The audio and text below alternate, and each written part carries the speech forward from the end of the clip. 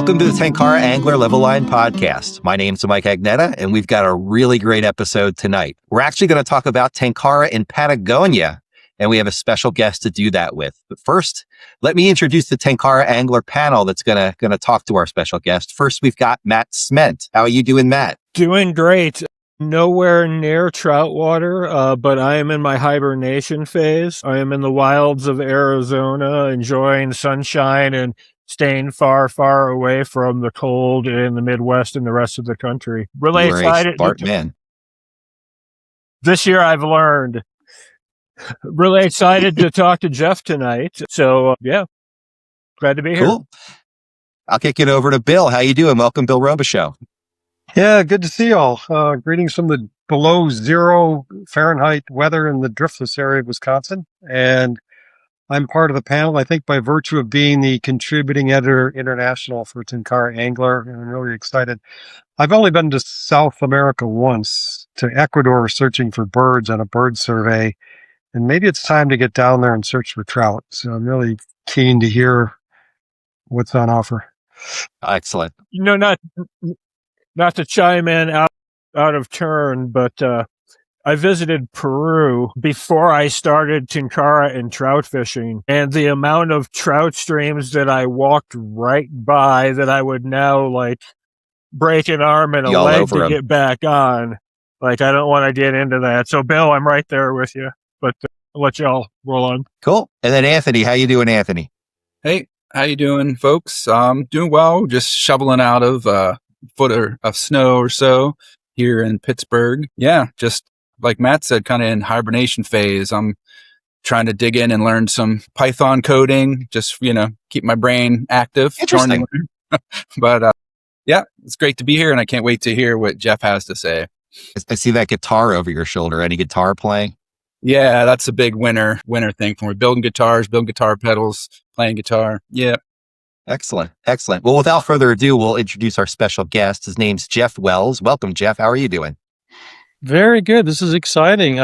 I listen to you guys often as I'm driving my car through the wilds of Patagonia just to have something interesting to listen to. So it's good to meet you guys and see your faces. I wish they were better looking, but that'll do. So... Well, it's awesome to have you. Just a little bit of backstory for the listeners. Jeff actually reached out to us and said, "Hey, I'm a Tenkara angler. I fish in Patagonia a lot, and I think it'd be something that would be interesting for your listeners to learn about." Anthony and I kind of hopped on a call with him last week, got a little bit of a download, and we agreed. So makes a lot of sense, and we're really interested to hear about the opportunities for Tenkara fishing in Patagonia.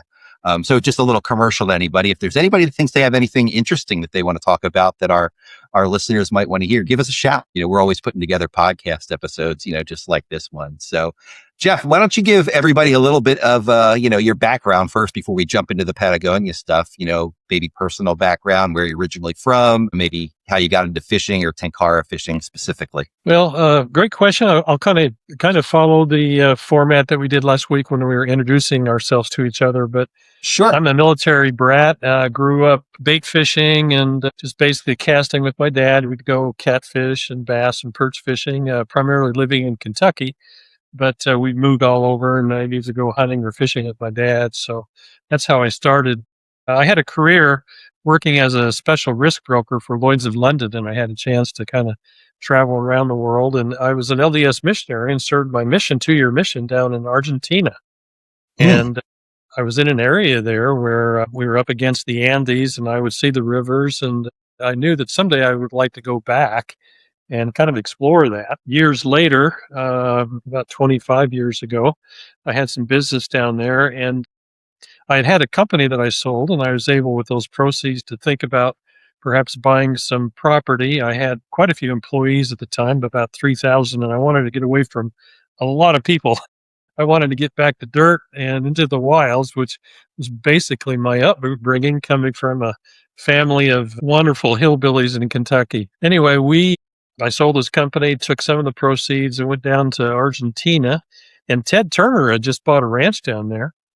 And this is when he was buying ranches in Montana and everything else, and land prices were going up. And when he bought down in Argentina, I kind of could see that was going to happen the same way in that area. And it certainly did. A lot of celebrities started coming in, buying up properties there as well. As all of you know, it's the reverse part of the hemisphere. Their summers are our winters and vice versa. Right. So a lot of people that have properties, resort, recreation type properties up in North America wanted to get away in our winters here, and they would want to go south and experience long summer days and warm weather and sunshine.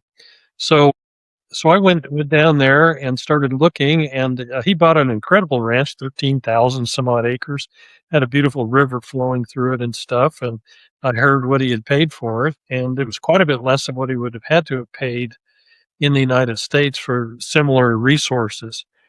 He had an incredible river, a very famous river up in the San Martin area in Argentina. So I went down there. I didn't have the budget Ted Turner did. I looked at his ranch and looked at his features, and I realized quite early that the further south you went, the more into the wilderness you went. Okay. You could find similar properties, and the further away you went, I could buy the same ranch for my budget, not Ted Turner's budget. And back in 1998, I bought a 13,000 acre cattle ranch, and it had a river on it, 22 miles of an incredible river. And I was into fishing, but really not to the degree that I have been since then. And after about a year or two, realized that I had an incredible resource and brought some friends down. We started fly fishing. I was learning at that time, and everybody was just raving about the setting and the rivers and how we were catching fish.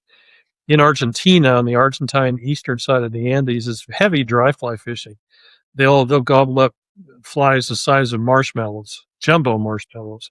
And so that made fly fishing just incredibly wonderful for me. And just on a whim, I wrote ESPN and said, hey, would you ever think about doing a program down here? And on ESPN, they had a show called Jim and Kelly Watt, Fly Fishing Adventures. And there's another one, John Barrett had a fly fishing show as well. So Okay. I was able to get ESPN down there. They did a couple of programs, and then wham, all of a sudden the property that I had was an excellent property to offer up a fly fishing lodge. So I opened up a fly fishing lodge there, was booking it through a company called Frontiers. And we did that for a number of years, and it was oriented primarily towards celebrities. A lot of our programs, we had Liam Neeson, Kevin Costner, Jane Seymour, Wilford Brimley. A lot of people came down, and it was a blast doing shows with those guys. Trust me. I can imagine. It's just incredible. So, but anyway, we, started doing that. So I was all of a sudden a lodge owner in the fly fishing business and just began to fish. And I would start exploring Patagonia. And as I would drive around the country, you might go out all day long and not have an interaction with one person, not see one car. I would be on gravel roads 12 hours, 13 hours in a day with a gas can on top and an extra tire, just driving around looking for places to fish and or perhaps buy or something. And I started running into a gentleman. One or two times we talked and found out he was doing the same thing. And after a while, I realized I was talking to Douglas Tompkins, who was the founder of North Face Clothing in Esprit. And he had just married his wife, Christine, who was the CEO of Patagonian Clothing. And he was down buying millions of acres that he could eventually turn into national parks in Chile and Argentina. And we struck up a friendship. We had the same passions, and a friendship began. And for a while, he said he had been acquiring millions of acres, literally millions of acres. And he had some that were kind of spin-offs. He had a list of 10 properties, and one of them he said he had bought as a wedding gift or anniversary gift for his wife. And I looked at his list of 10 properties. He said, I asked him, well, are those going up for sale? He said, yeah. And he said, well, let me take a look at those. So I went around and looked at his properties, and I think I picked the treasure of all those properties. And I bought Fundo Los Leones in Chile. It's right on the Pacific Ocean. There's a fjord on the north side. There's the beautiful Palena River on the south side, which, by the way, was the Corcovado River in Argentina. It starts on the east side, flows through the Andes, but it starts in Lago Vinter, which was on my ranch, and flowed through and I bought the property where that same river ends as it hits the Pacific Ocean. So that was kind of cool. That is cool. Same. Yeah, that is wild.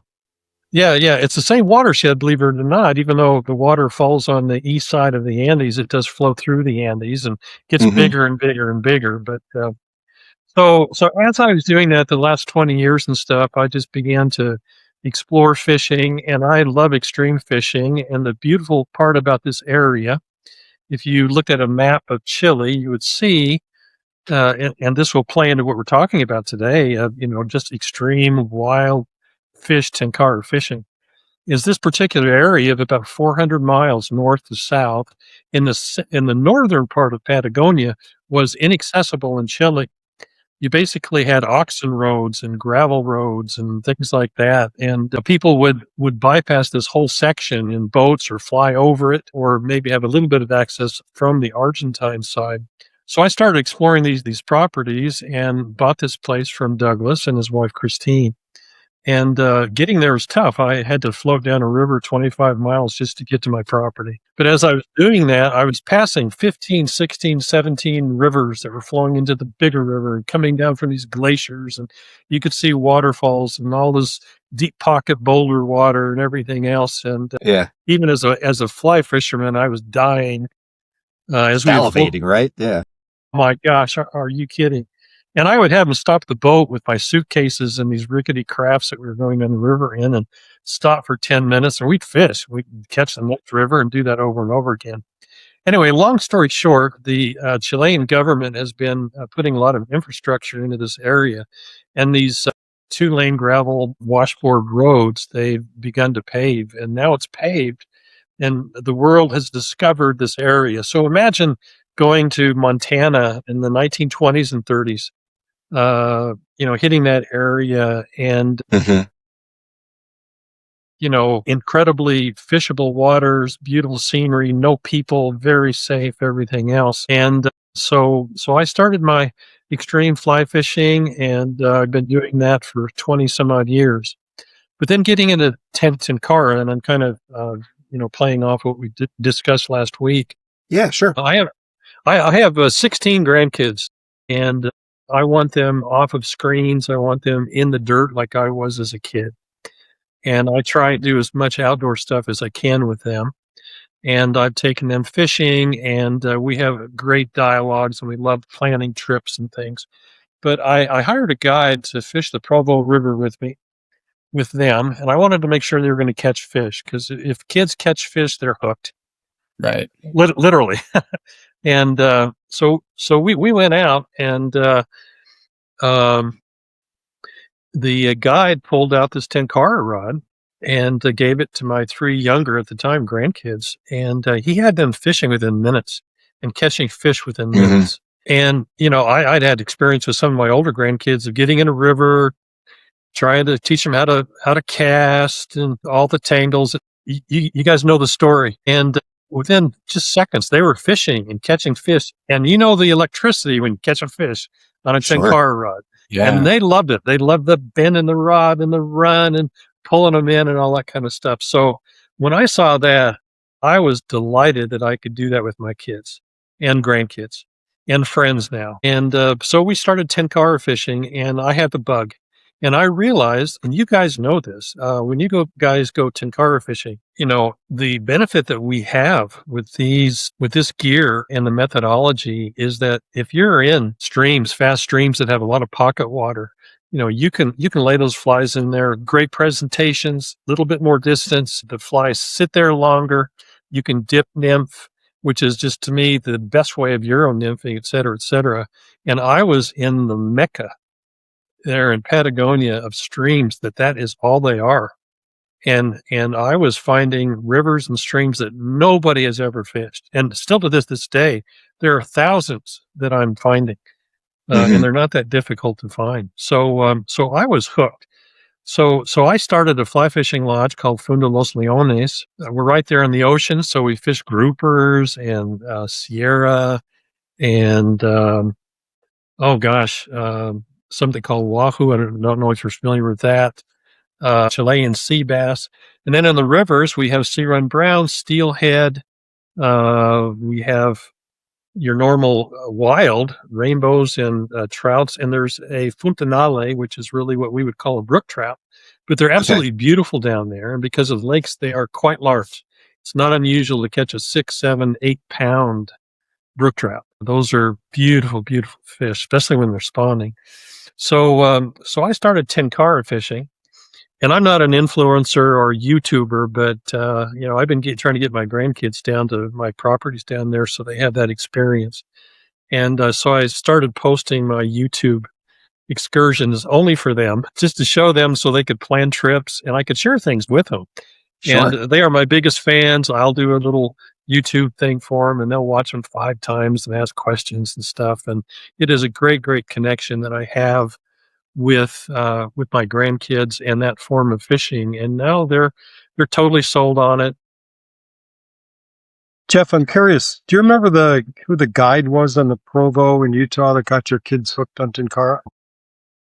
Do you know Austin Alexander? I don't know. No. Okay. Yeah. Okay.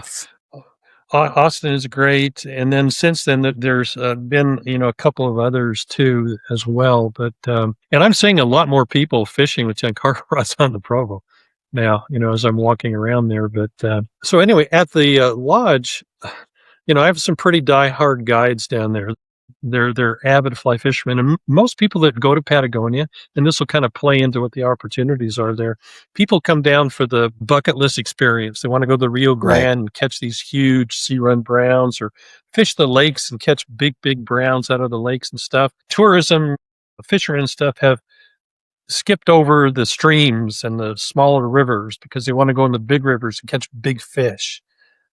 Typically, they don't catch as many fish as you would say you went up to Alaska that kind of focuses on a lot of the spawning activities and things like that, but just your diehard fly fishing is still a beautiful experience because the setting is absolutely incredible. I mean, you're up against the Andes, glaciers all around you, waterfalls, et cetera, et cetera. But all of these smaller rivers and streams are overlooked. Many are hard to get to in the traditional sense. Many have no names. They're all wild fish. And one thing that I just, thought about before the podcast began was for 20 years, I've been finding these streams. And one of your podcasts talked about access to rivers and how to get on rivers and worrying about private land versus public, et cetera, et cetera. Down there, nobody knows who owns the land and where the boundaries are. But I have never in 20 years had one landowner tell me that I could not fish on their property. Mm-hmm. And they will stop. They want to talk to me. I speak Spanish, but they would still talk to people if you couldn't even communicate. And they show me where to go to fish and show me the cow trails and stuff to walk up to get to the big water hole at the base of a waterfall. And you talk about fun. I mean, you're catching these fish in these deep holes. So for the last 5 years, as it relates to tenkara fishing, I've been focusing on utilizing the tenkara gear to get into places and catch fish that have never seen a shadow of a fisherman, never tasted a metal hook. And, right. Getting in there and fishing these pocket waters and stuff is an absolute passion that I have. And then at our lodge, what I've done, Dragontail has helped us. We're I think we have 2 or 3 of every rod that Dragontail has. Being a lodge, we have a program with them, and as our guests come, they'll come down for the traditional fishing, but I'll lay out on the table or have my guides do that, almost like it's silverware, and say, "Look at all these rods," and we'll get into the conversations. I let them choose a few hours or a day or whatever to go tenkara fishing. And that has been a blast to see people discover tenkara fishing, and especially in that environment. So that's been a really, really good addition to what we're doing down there. And I just love to see the activity take place and to share those rivers with people. So for the people that come down to your place, are you finding most haven't heard of tenkara or haven't done it at all? Are you getting people that know about it? I would say 90% have never heard of it. So when I pull out the rod, their eyes get real wide and everything else. They always have the question, isn't that too small to catch a fish? And I show them a little YouTube video of me catching a wahoo or a Sierra, and I use the Keiryu Rod. to pull it in. It took me 35 minutes to land it, but that was a 30-pound fish fighting me in the ocean. And I'm in this float tube, and this fish is just pulling me around like a mule, and finally I landed him. But, as you guys know, you play them the right way, and sometimes you get lucky, you can land something pretty big. But the streams that we go to in these rivers, you have just a multitude of what I'd call average fish for that river, because every river has a different biomass. Some will have good biomass. Others, like if you went up to Alaska, you'd see the same thing, glacial waters, and there's nothing there. It's beautiful water, but there's nothing in the water. So you have to find the right kind of streams with the biomass and the right minerals that come down from the glacier, et cetera. But you get into the right streams, they might catch 50 to 100 fish that are 10, 12, 14 inches. Oh, wow. With those same rivers, there's always a resident grandpa. I mean, there's always in these deep holes, which I don't think happens. I rarely have that happen in the Uintas here or the boulders or whatever, and that's what's fun about there. So I've broken a lot of tippet at times unexpectedly in rivers where I've had a really good productive day. Jeff, do you know anything about the history of trout introduction into Patagonia and that part of the world? Yeah, I do, but mostly on the Argentine side because I opened up my lodge there, and the history was very similar to the United States. Back in 1910, they put brown trout eggs in a meat freighter and shipped it over to Buenos Aires and put them on a wagon train and shipped them out to the Andes and started dumping them in the lakes. What was the motivation back then? Do you know? Well, I actually don't know. I mean, I can't answer that, but thank heavens for people that, have that foresight. Interesting. Are there like native Pacific salmon on the Pacific coast are they not down there at all? I'm sorry, I don't have a documented good, clear answer to that. Only things that have been told me, but most of the salmon that we have on the Chilean side have escaped from salmon farms. Okay.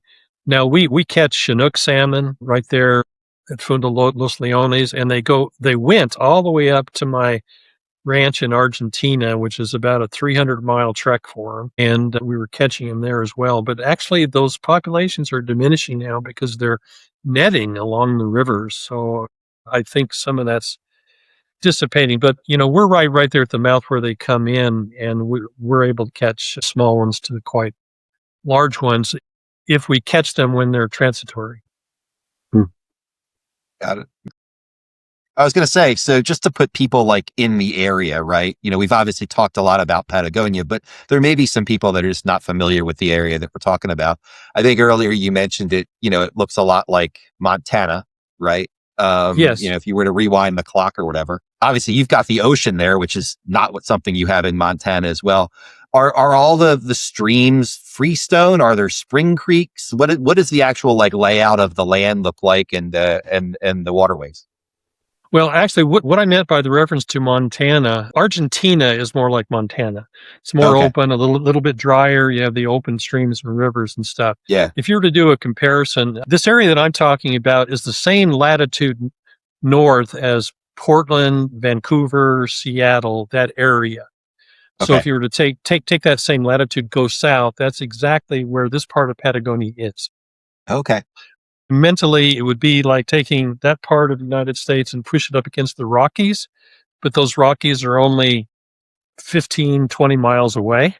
So you have this huge, every mountain that has a glacier creates 10 watersheds that come down. This is called the Lake and the River District, and there's a reason for that. Mm-hmm.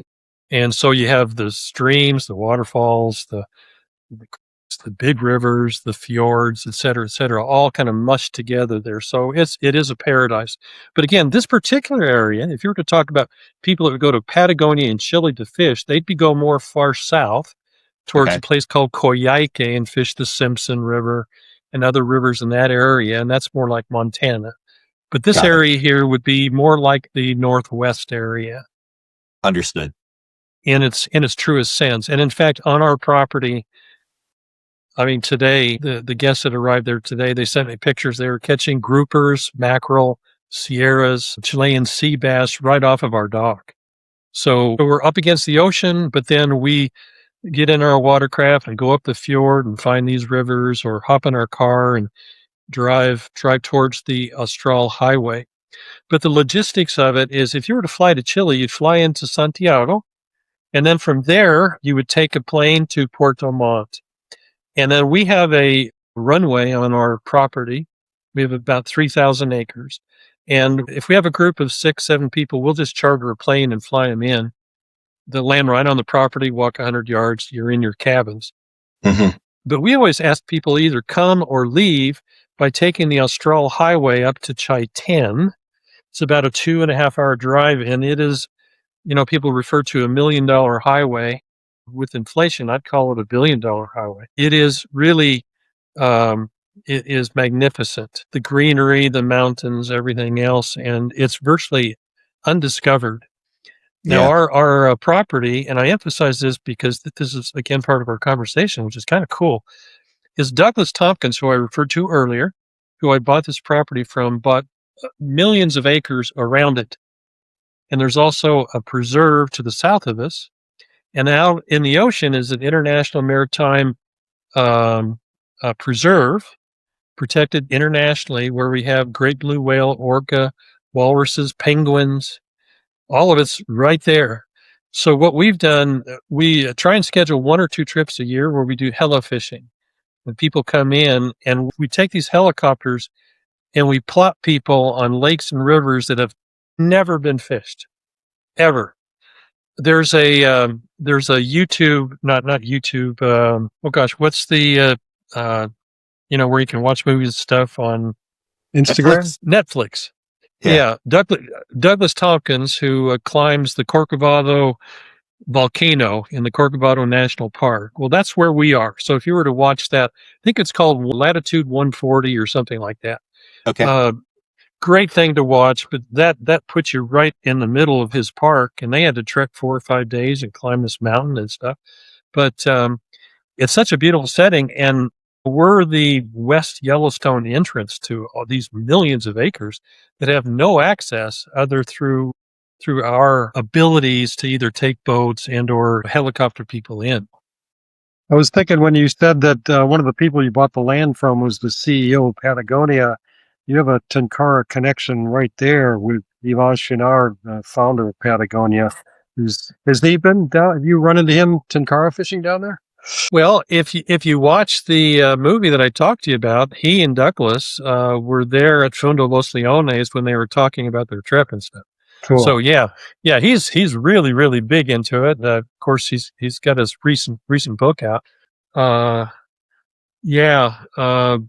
He's been talking about it a lot longer than what most people think that the industry's been in the last 15, 16 years. Sure. So totally. But what I've done, I've got this map out here and stuff, but I've got these topo maps, and there's only one road on this map, and this is about a 60 square mile. Sweet. And you look, and I try and find these farm rancher gaucho roads that go up into different areas, and you don't have to go too deep. You find a river, you fish up at 100 yards, and fish it down at 100 yards, and you're fishing all day long. That's amazing. Wow. What you're saying is there's some really remote fishing opportunities. Well, if people like that, now, you're scrambling over. This landowner sounds something else different from Montana. The landowners sound a lot more accommodating, possibly than on average in Montana to fishing on their. Well, one thing that you do when you do this, though, is I have my GPS, and thank heavens, I really appreciate Elon Musk, but I carry my Starlink with me. Oh, there you go.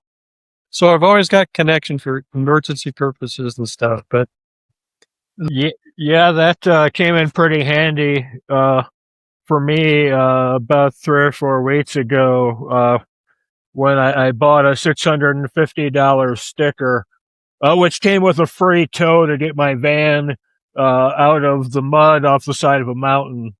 But goodness. I feel you. I feel you on that. It's absolutely clutch. And that's something I was going to ask.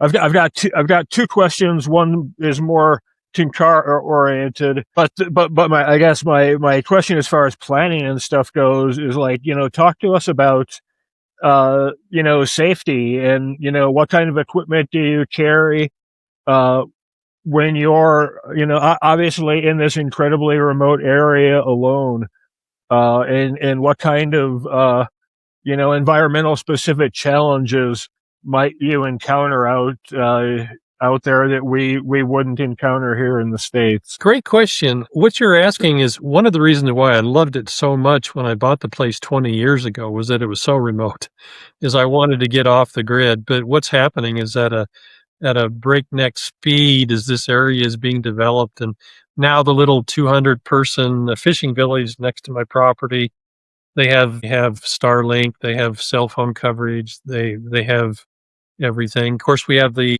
landing strip there that's now public. People can use it if they want to. We are about 40 miles from a town that has all facilities on the Austral Highway. We just did a TV program there for American TV that part of it will run on the Travel Channel, but we primarily focused on the Austral Highway. So there's commerce going up and down there. Mhm. But we have great communication. All of our guides are trained. We have the appropriate gear for what we do, whether it be floating and stuff. We do float some pretty extreme rivers, and there's a company called Dave Skadden that has incredible frameless rafts, which are perfect when you're getting into extreme areas where you don't have to carry all that weight and put the things together. So we'll float these rivers that way. In the little village, they have a health clinic. But if there was a major problem, it would not be unlike Alaska, where you would have to flight somebody in or out. Now, we do have a boat that comes in twice a week with all our food and whatnot that the villagers go down to, and we get our supplies, they get theirs. But we're pretty much a self-sustaining property. We do lamb roast there, and we have our own cattle and things. It would be like going to a dude ranch on the ocean, kind of. It's wild. So we've never had an incident, knock on wood, at all there. But if you looked at the weather from Vancouver down to Portland, that would be kind of what our weather's like too. We'll have rainy days, so we'll be getting out and fishing in rain. That's why it's so moist, and why we have all the glaciers and the rivers that we're excited about. So I guess my other question is, you talked earlier a little bit about using Tenkara for nymphing deeper pools, and that's something that you really enjoy doing there. But you also mentioned some pretty active dry fly action. So I guess I'm curious, and maybe you've got some pictures to show us, I'm hoping, of like what size and depth and characteristic water we're looking at. Is it primarily nymphing? Can you do wet flies on the surface? And what are we looking at down there? Well, if we're talking about Tenkara fishing, probably like all of us, we all have our favorite 4 or 5 flies, don't we? I mean, that we just kind of gravitate to because we've had luck with them, and I like the color orange. Most of my stuff has a little bit of orange in it because I can see it. When I'm casting and stuff, it's kind of my indicators. Yeah, it's my indicator, so to speak. But the fun thing about Patagonia that I discovered when I first started my ranch in Argentina was the dry fly action. You're using the biggest dry flies you can buy in Argentina because they're not sensitive. You don't have to match the hatch. And that goes with everything. So I have my favorite 5, 6 flies that I use up here in Utah and Wyoming and Idaho. But down there, I change everything. I choose flies that I would never guess would work. They're ugly. They're too pretty. I just love experimenting, and they go after everything. I mean, they really do. But my technique in these rivers is I like a little weight. So if you were to talk about flies, I use Patagonians mostly because I can dip them in those pockets. And I can play with it. I can let it hit the top of the pockets, let it sink. That way I'm hitting all the columns going down. And I choose Patagons that can act I can swing them or I can pull them in like a streamer. So it's a multitude of those, but really fly selection for Tenkara fishing is not that particular.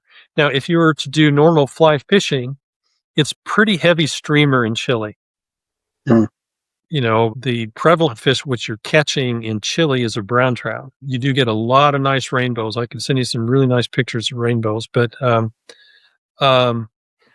it's just primarily streamers, and I put streamers on just to try them out. But if I'm using a streamer with the Tenkara rod, it's normally pretty light stuff, and I actually like balanced leeches acting as a streamer. Small balanced leeches and stuff. The rods that I use, I always carry. I have a pack, and with me, I always carry 4 rods. My go-to all the time, just to kind of experiment, is the Mizushi.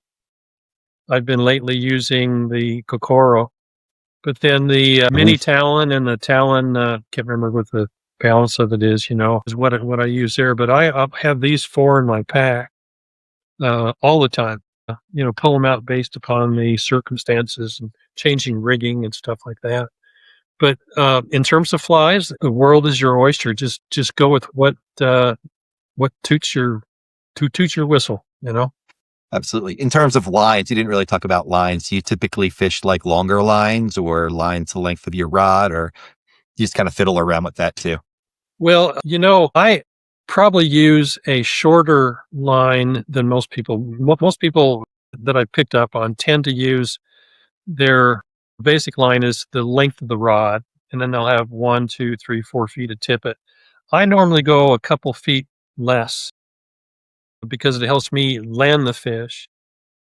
And the other thing is that if you're in tighter quarters with a longer line, you're able to get it, caught in the limbs and everything else a whole lot more. But I use almost exclusively X tippet. Okay. And I never double nymph. I never do a drop rig. I don't have to. And what that means to me is I'm not getting tangled up and I'm not spending so much time tying. I have enough activity and there's enough attention to these flies because they're primarily acting as attractors to fish that are not spoiled, that aren't shy. So at least that's my own personal experience in this particular area. Yeah. And then earlier you mentioned you fished with a Keiryu rod, I guess in the saltwater. If I put that together, how often do you fish that style, and what does that rig look like? Well, there's actually 2 different versions of that. That's a great question because I'm always trying to push the envelope or do something weird or extreme. Yeah. I just love being somewhere where no one's been and doing something nobody else has done. That was my career in insurance, and same thing here in fishing and stuff. But when I Keiryu fish, I like Keiryu Rod Company's rods. They have the T100 and then they have the Provo that they call it. And those are 17-foot rods. And I use those in the bigger rivers. And I'll use 4X tippet on those. And I'll put about 8 feet of tippet on those. And I just kind of cast them. And I end up with a 35-foot cast after I do that. And I'm pulling in streamers, etc. And if the fish doesn't run on me away and I can control them, I can land them. But there at our lodge, I've become a fanatic with Temu. I buy most of my stuff on Temu. I mean, I can get a backpack for $20 that sells for $140 in any fly shop. It's the same thing. But you can buy these Keiryu rods that are 22, 24, 27 feet long.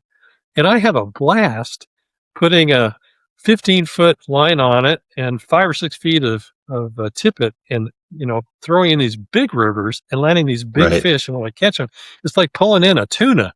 You put the rod in your chest and you pull up on it and you're pulling them in like this. Then they fight. And if you get a chance, watch that one video clip of me catching the wahoo, because that's exactly what I was doing there. Yeah. But the Keiryu rods are a lot of fun. It's very, very different fishing than the shorter versions.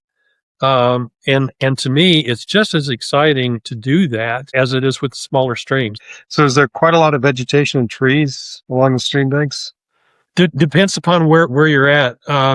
Most of the rivers have parts that are heavily vegetated, others, or excuse me, with heavy vegetation. But then those same rivers hit spots where they're open. And then as you get closer to the lakes, because you'll have, a waterfall, a lake, a river, a lake, a river, a lake, a river. I mean, that's how those things work. Yeah. And if you have access, I love fishing the rivers between the lakes because you get resident lake fish that are kind of coming in and out, and they're, based upon the time of year and if they're spawning. I mean, you have. And I assume you're waiting. Yes, I do a combination of everything.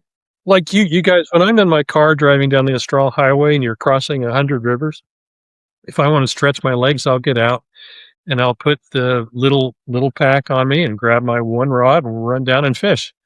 But if I'm in an area where I don't know it, I'll typically put on my chest waders and then just try and go up the shoreline. But like I mentioned, if I'm getting into areas at times, I have these maps that I study, and I'll get on Google Maps and get really close and follow them there. Most of the topography satellite mapping that they've done there has been done really well. And, it's easy to be able to track those rivers. But the best way to do it, and see, people need to know that if they go down there, the fishing opportunity is quick and easy because there's so much water access, like I mentioned earlier. But it's also cheap. I mean, for $30 a night, you're in a bed and breakfast with breakfast, good people, logs by the fireplace, and it's generally not crowded. I never make a reservation. I just drive and I'll see somebody and I'll pull off. So if you're, on a tight budget and stuff, you just wait for good airfare, rent a car, that might be $60 a day. But I tell you, I have my own setup. Again, going back to Temu, they have these inflatable mattresses with little columns. You can blow them up there. And I've slept many a night next to a river, just waiting to get back to the river that next morning. So That's awesome. that's just part of the problem.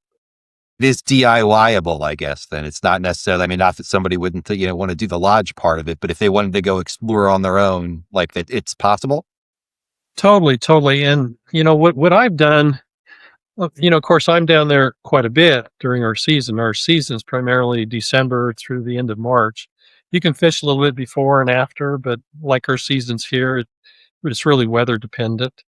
At that point. But, a lot of times groups have come down and our typical package is 5 days, Monday morning through Saturday morning. But, because we want to give our staff a weekend break and prepare for the next group coming in. But, sometimes I'll go down with groups and then we'll take off and I'll just guide for 2 or 3 days with them on these rivers, just to take them out and show them how it's done. So, it isn't hard to do. I have probably maybe 10 people I know that have gone down that have just responded, that's watched my YouTube videos, which again, are totally unprofessional in every sense, but they've watched enough of them that they can see how it's fishable and stuff. And they get, excited about it. And I'll get texts from them and I'll tell them which river to go fish and try that there. In these inland sites, away from the coast, when you're up these rivers and streams, what are some of the wildlife that you can see in these areas? Well, they have a little deer called pudu. They have mountain lions if you get high enough. They have puma, but you'll never run into them because they're very wild and they have enough food to eat, enough sheep to grab. Mainly the bird life. Gosh, it's hard to describe. I'm really not into birds, but I know that there are thousands of birds, and many people come down because we're a fly fishing lodge, but for the spouses at times that don't want to fish. Yeah, I know. You have a lot of activities offered on your website. I've never seen a lodge with so many different activities. It's a lot to choose from there. Yeah. We're actually fast becoming what we'd call an eco lodge, where people are wanting to go out into the arena or, walk nature trails or do bird watching, things like that. So it's kind of evolving that way. But, I'm just excited about introducing to people that want something new. And I've just loved Tenkara so much that, for people that want a bucket bucket list opportunity, they ought to consider someplace in Argentina or Chile, Sure. Jeff, what can you tell us about licenses and stuff like that? For someone traveling down there, is it a national license? That varies so much between country.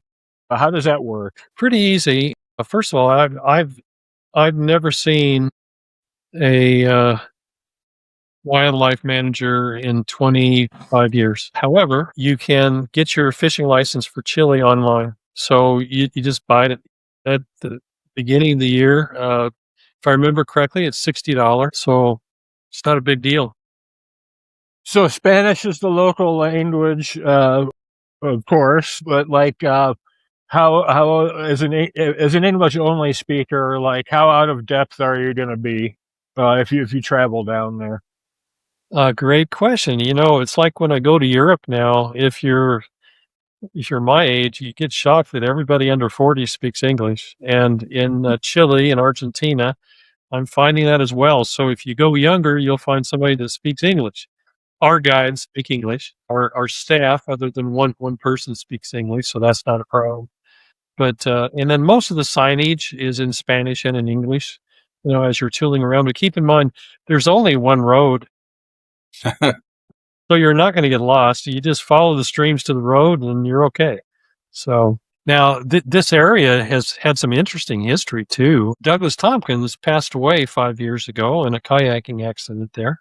He was a prolific kayaker and he died of hyperthermia. There's a little village not far from us, Santa Lucia, that was buried in a mudslide. They lost 23 people. A glacier had broken off, dammed up a river, and then it burst and came crashing down canyons, carrying trees and boulders, and wiped out a village. And then the Chilean volcano exploded about 14 years ago and buried the city of Chilean.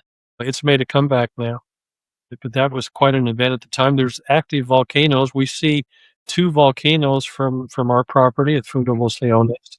But communication is not a problem. Safety, people are, gosh, is it safe there? I have that question all the time. There's not a safer place in the world. The other thing too, which is interesting, if you just looked at the geology of the area there, there's no major development within 500 or 600 miles. All of the currents come up from the Antarctic, the water. You have 5,000 miles of the open Pacific Ocean on one side, and all that fresh water that falls onto the glaciers and melts and comes down. I've been drinking, and this is something that I love that I can tell my kids that I do. I've been drinking out of the rivers nonstop since I've gotten there. I don't think a thing about it. The water is so clear and pure, and I've never, ever had a stomach issue nor anybody that's done it with me. What are the stream temperatures? I know it's probably a lot of variability, but in general, what are the stream temperatures like coming off the glaciers? It's actually, because you're getting a lot of that sun exposure very, very quickly as it comes down and stuff. Water temperatures for me, when I've had my gauge with me and stuff, varies from as cold as 40 degrees, but I've never seen it above 55. Wow. Okay. Sounds good for trout. I was going to say, it's perfect trout water. Are there any trout there? It sounds like trout water. Yeah. Bill brought it up about the different activities, and I'm, as someone who, might need to convince their spouse to go and visit your place. So if, say, you show up with your significant other, what are the other activities that are available? I know you're near the park. Are there like ecotourism things available? Say you're like, we like bird watching, or would it be like someone to take us out bird watching or anything like that? Well, yeah. I mean, we have, of course, it's an estuary, so you can do a ton of bird watching. We have the International Marina, and we have our craft, as well as in the little village we rent from the locals there. They take us out to do the whale watching and go to the penguin colonies and things like that. So Nice. so that's all part of it. It's very inexpensive, $60 or something like that. We also do cooking classes. We have a chef there, and he absolutely loves to prepare the meal with somebody and show them how he's cooking and what he's cooking. Do cook our ocean fetches, but we don't cook our freshwater fetches. They're our friends. Okay. So we don't eat those. And of course, walking around, I mean, we have 11 miles of beach to walk on. No trash on it. I mean, open. Our tides go in and out. We have saltwater hot tubs that we have wood burning stoves. We put in the tubs and burn Nice. firewood and heat up the tubs. They can do that. We have bikes that people can ride around on the trails. They can take our vehicles and drive the peninsula. And we have a barge that crosses our little area. They can take that and ride over to the Austral Highway. Right off of that road, they can stop and hike up to waterfalls, dozens of waterfalls along the way there. And of course, people can get out, and we have kayaks that people get out on, and our local staff can take people right off our docks and just do fishing right there. If they're not real aggressive fisher people and want to go out for an hour or two, getting out on those. And our tidal effect is really interesting. The tide will go out 400, 500 feet. Wow. So you see every day you see the tide come in and go out, tide come in, go out, and then just basically walking around. It is a place That's what I was wondering about. If you're staying there, can you leave your cottage or cabin or whatever and just go for a day hike? Totally. In fact, we have a little trek. It's about 12 kilometers. You'd call it 6 or 7 miles. It's all marked, and we have the trees with the names on them and everything else, So that's certainly part of it. We have a big lounge area where people go play cards, and we have a TV. Last night, the group that was there had a big basketball game they wanted to watch, so they stayed up late. Chile is 4 hours right now, 4 hours earlier than Mountain Time now. Okay. So, and of course, in the summer, if you go down there now, sun comes up at 5 a.m. and goes down at 10 o'clock at night. So you have hugely long days to be able to do things that you want to do. Yeah, that's nice. Yeah. Your staff, your guides, they're all local, correct? Are they all Chilean? Right. Do they work just for you? Like, are they your dedicated guides, or they work other places too? Yeah. Now, based on the group and stuff and the type of venue, if we're pulling people closer to Argentina, we might pull some of our Argentine guides over. Got it. That might know that river better, or if the group, sometimes people want individual guides instead of sharing a guide. Sure. Sometimes that will happen, but our guiding staff and it's pretty family oriented there. I mean, within a day, everybody's first name and all the staff is talking to everybody comfortably. It is really off the grid. It is meant to unwind totally. People, when they leave, they have totally, felt calmness in their core. Totally. So if someone wanted to plan a trip down there, say, would they be able to organize everything like through the lodge, like talk to you and say, hey, we want to do A, B, C, and D, and you could help put that all together like a package? Yeah. We have a booking representative that will basically cater to the trip because at least in this business, what we offer, it's hard to just have a set package because there's so many variables. Is that we like to just kind of create groups and then figure out what they want to do and how they want to eat. We normally need to know any type of dietary parameters a couple weeks before, and people that have special diets, we want to be able to get the right food there. It is not easy to get food there. We have to plan well in advance just because where we're at. We have a garden, but it's not enough to give diversity. So, but yes, now we have our site. It's fundolosleones.com. People can go there. They can book directly. A person would follow up. Her name is Alana. But by virtue of this podcast, if somebody wanted to work in Tenkara, I'd almost suggest that they just message me, get me in the loop, and I would work up a discount just based on the opportunity the Tenkara Angler Studio has given me to be able to talk to you guys about this. I work up a discount for them. I really love introducing Tenkara fishing to people, so it becomes a passion for them like it is for me. Well, Jeff, I'm prepared to do a residency in 2027. I absolutely. Like, I will have everything squared away, and even if for some reason that doesn't work out, you said I could live out of bed and breakfasts for less than $1,000 for 4 months and trout fish. So I am coming to Patagonia. Yeah. So when you see this nondescript white van traveling down that highway towards your place, Yep, you'll know Matt's on the way. you'll know. Well, it'll be a white van with a bunch of stickers all over it and stuff. You mean? Be ready, Jeff. Yeah, well, I'll definitely be contacting you offline about that, Jeff, because I was sold about maybe 30 seconds into when you started talking, but it just kept snowballing from there. Well, something that the people really love. We love doing this. Is that we have lamb there, and people love the lamb roast on the beach that we do. I mean, and whatever catch that we've had, we would cook that as well. But getting out there on that beach with the ocean, and you see the mountains in the distance. I mean, it is truly spectacular. It's wonderful. So if somebody wants to get a hold of you, you mentioned the website for the lodge. You've also mentioned your YouTube channel, but I don't know that you actually mentioned what the channel is. If somebody wanted to, I know you made those videos for your grandkids, but if somebody wanted to see them, how would they find you on YouTube? Yeah, it's Patagonia Tenkara Addict. Okay. Patagonia Tenkara Addict, and go watch it. So I have 6 views instead of 3, would you? So we'll put the link in the video description and the podcast description, so people can find it relatively easy. That's great.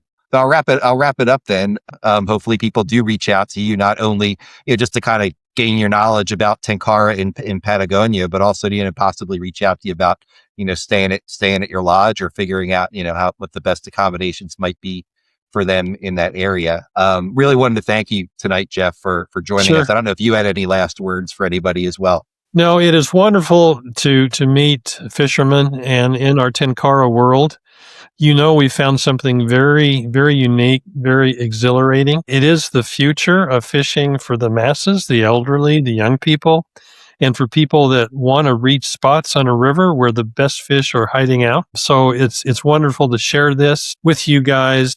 If any of you came down or anybody listening came down, I promise that you will leave knowing that the reality far exceeds the hype that's been given that area.